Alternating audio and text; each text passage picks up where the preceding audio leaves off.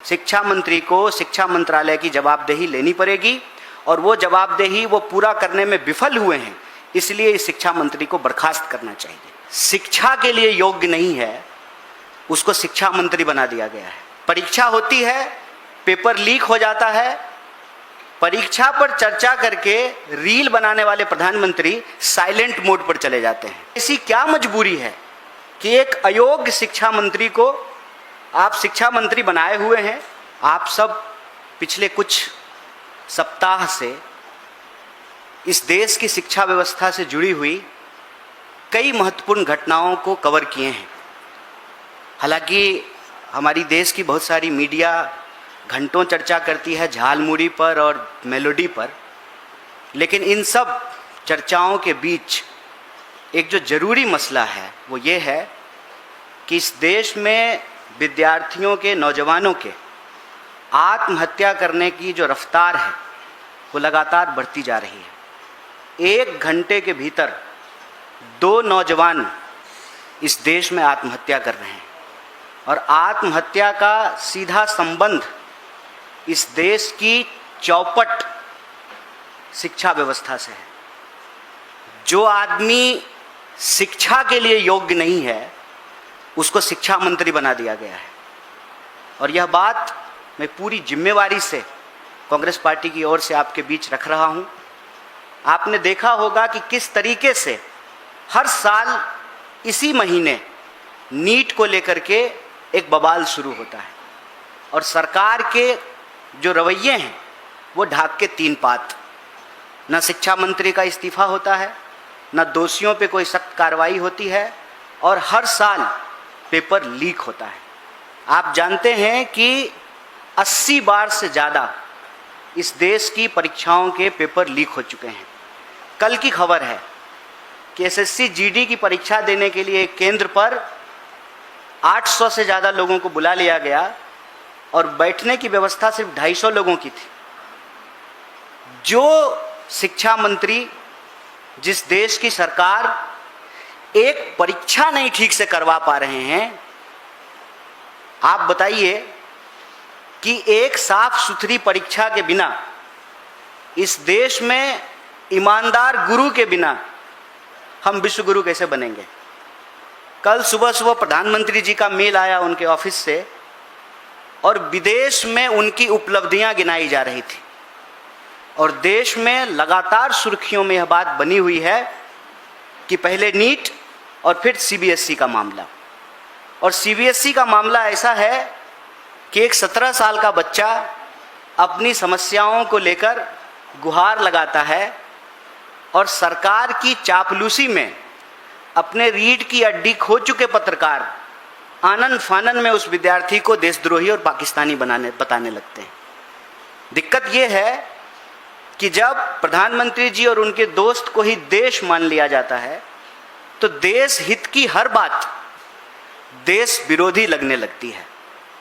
आप हमें बताएं कि प्रधानमंत्री परीक्षा से पहले परीक्षा पर चर्चा करते हैं, परीक्षा होती है, पेपर लीक हो जाता है, परीक्षा पर चर्चा करके रील बनाने वाले प्रधानमंत्री साइलेंट मोड पर चले जाते हैं, चुप्पी साध लेते हैं।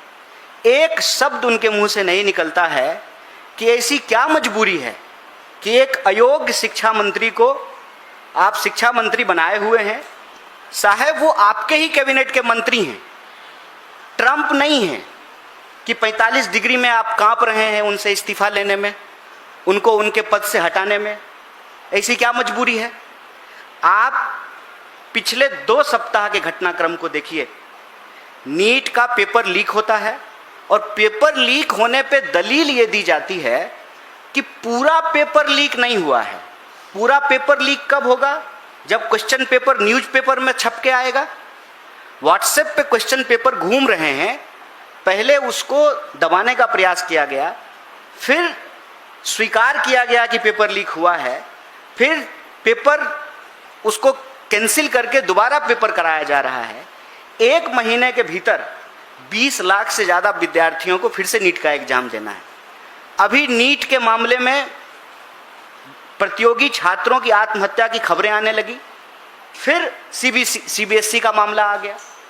ऑनलाइन स्क्रीनिंग के इतने मुद्दे उठ करके आए, इतनी समस्याएं उठ करके आई, और उस पर जवाब देने की बजाय सरकार के समर्थक पत्रकार जो है विद्यार्थी को ही पाकिस्तानी बताना शुरू कर दिए।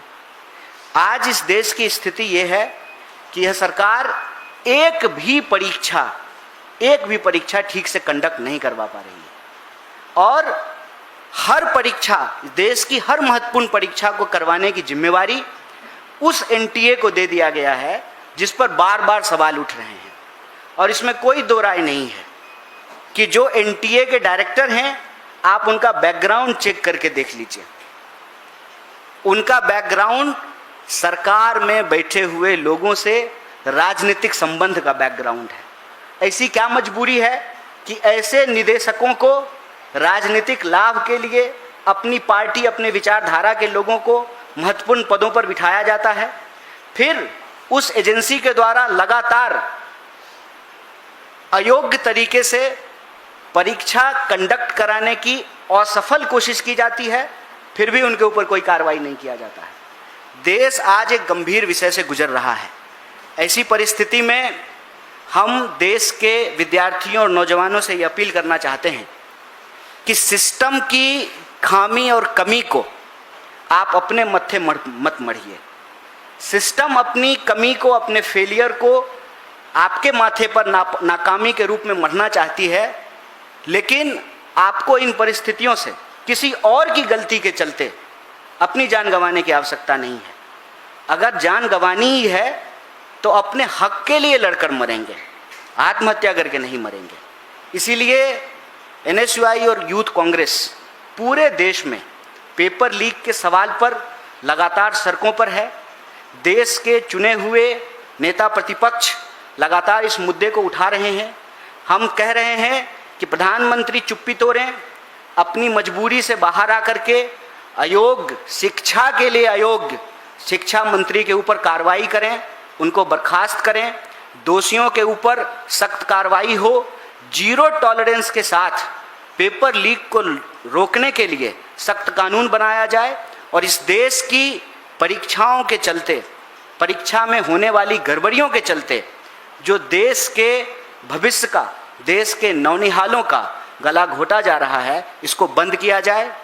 प्रधान से जब पूछा गया कि आप इस्तीफा क्यों नहीं देंगे, तो उन्होंने कहा कि हम राजनीतिक सवालों का जवाब नहीं देंगे। मतलब वो जब चुनाव लड़ते हैं तो वो राजनीति नहीं करते हैं, वो गुल्ली डंडा खेलते हैं, उसको पॉलिटिक्स नहीं कहते हैं। भाजपा एक राजनीतिक दल नहीं है, और धर्मेंद्र प्रधान भाजपा के नेता नहीं हैं। धर्मेंद्र प्रधान जो है वो सांसद नहीं है, और मंत्री होना इस देश में राजनीतिक नहीं है। हो सकता है मोदी जी के शासन में राजनीति की परिभाषा बदल गई हो। अब सरकार का चरण वंदना करना, प्रधानमंत्री जी के चरणों में लेट जाना, इसको राजनीति नहीं कहा जाता है। लेकिन हम समझते हैं कि शिक्षा का सवाल एक राजनीतिक सवाल है, रोजगार का सवाल एक राजनीतिक सवाल है, पेपर लीक का सवाल एक राजनीतिक सवाल है, और हम आपके सभी राजनीतिक सवालों का जवाब देने का यथासंभव प्रयास करेंगे। बहुत बहुत शुक्रिया, बहुत बहुत धन्यवाद।